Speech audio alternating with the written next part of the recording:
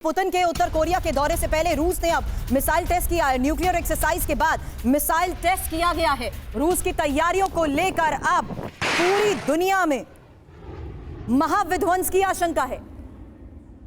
Information आगे आपके सामने उसी तैयारी के बारे में भी हम रखेंगे, जहां जानिए किस तरीके से अब रूस की इन तैयारियों को लेकर बड़े दावे किए जा रहे हैं, क्योंकि न्यूक्लियर एक्सरसाइज के बाद मिसाइल टेस्ट किया गया है और पुतिन के उत्तर कोरिया के दौरे से पहले रूस ने जिस तरीके से ये मिसाइल टेस्ट किया है। मनीष, इस बारे में आपसे सवाल भी करूंगी, लेकिन उससे पहले इंफॉर्मेशन रखना जरूरी है। जानते हैं कि कैसे रूस ने जिस मिसाइल का टेस्ट किया है उस मिसाइल की खासियत क्या है। रूस के मिसाइल टेस्ट के बारे में जिस तरीके से इंफॉर्मेशन सामने आ रही है, कहना गलत नहीं होगा कि ये यूक्रेन पर नई आफत है।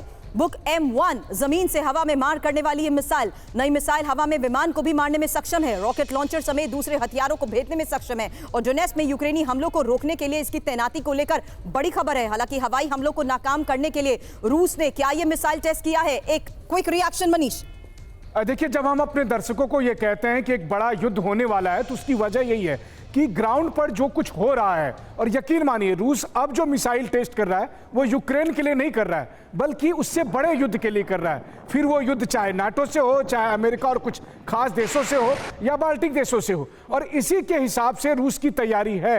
और इसी संदर्भ में अब पुतिन अब यहाँ से नॉर्थ कोरिया जा रहे हैं, क्योंकि ये एक तरह का ऐसा शतरंज है जिसमें बाजी बहुत सोच समझ कर चली जा रही है और हर मोहरे का इस्तेमाल किया जाना है। नॉर्थ कोरिया भी एक वैसा ही मोहरा है जैसा ईरान था, और आप देखेंगे कि पुतिन एक के बाद एक ऐसे मोहरे को लगाकर अमेरिका को घेराबंदी करने में जुटे हैं ताकि नाटो चाहकर भी कुछ खास ना कर पाए। और यही वजह है कि इस वक्त जिस तरीके से बाल्टिक देशों, नेटो देशों की तैयारी को लेकर इनपुट आता है, इसी आधार पर यह समझा जा सकता है कि आखिर रूस किस तरीके से इन तमाम गतिविधियों पर नजर बनाते हुए आगे के स्ट्रैटेजिक मूव अपना रहा है। क्योंकि एटमी वॉर की आशंका के बीच पुतिन अब उत्तर कोरिया जाएंगे। एक और बड़ी खबर है, पुतिन के उत्तर कोरिया दौरे को लेकर अमेरिका तक टेंशन है और उत्तर कोरिया दौरे के एजेंडे को गोपनीय रखा गया है। जाहिर सी बात है, एक सीक्रेसी मेंटेन की जाती है, लेकिन पुतिन के उत्तर कोरिया दौरे की तारीखों का ऐलान अभी तक नहीं हुआ है।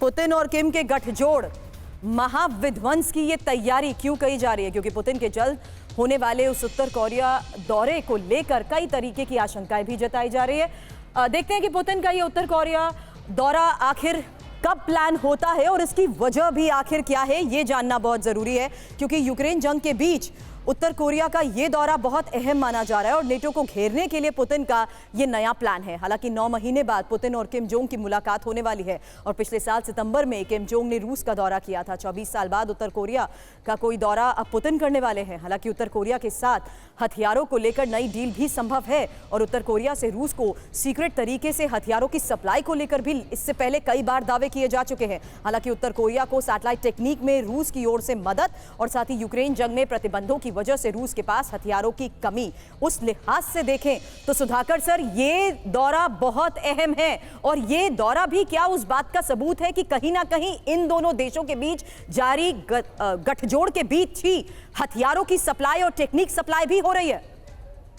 एब्सोल्युटली सुरभि, जो ये जो रिलेशनशिप अभी इमर्ज हो रहा है नॉर्थ कोरिया और रशिया के बीच में, ये ना केवल यूएसए या नेटो फोर्सेस के लिए एक बहुत बड़ा चुनौती है, ये चाइना के लिए भी एक चुनौती है। चाइना इज इक्वली कंसर्न कि ये रशिया और नॉर्थ कोरिया के बीच में ये जो इमर्जिंग रैपो बिल्डअप हो रहा है, ये चाइना के लिए बहुत बड़ा एक चुनौती हो सकता है। That is one part. Secondly, जो सवाल आप कह रहे हैं, मैं सिर्फ इतना ही कहूंगा कि जब तक अपना कोई भी देश हो नेशनल इंटरेस्ट की जो रिक्वायरमेंट है फुलफिल नहीं होता है, ये कोई दूसरे देशों के साथ रिश्ता नहीं बनाएंगे। यहाँ पे रशिया के रिक्वायरमेंट है sustain supply of ammunition, sustain supply of missile, जो कि नॉर्थ कोरिया करते जा रहा है।